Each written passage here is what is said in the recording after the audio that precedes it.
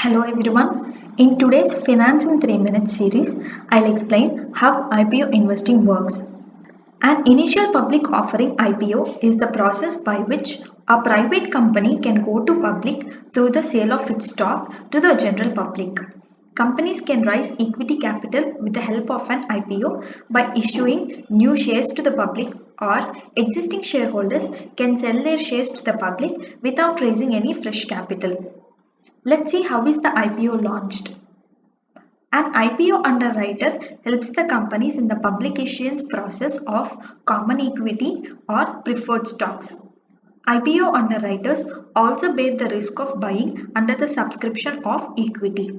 Thus, the underwriters are form of insurance who represent the company going for an IPO listing. Secondly, a draft red herring prospectus, also known as the offer document, is prepared by the merchant bankers as a preliminary registration document for the companies looking to float an IPO. The DRHP document and other documents are submitted to the SEBI, that is Security Exchange Board of India, for the approval. Once it gets its approval, IPO listing is done.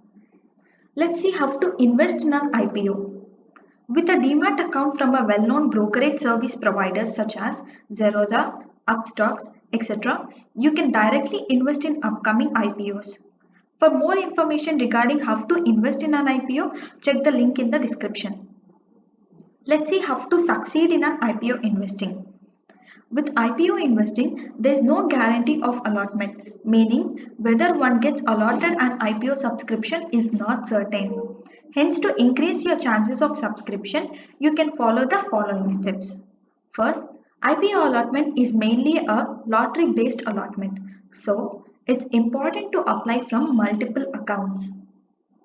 Since the multiple accounts from the same brokerage service provider are not allowed, open different accounts with different service providers.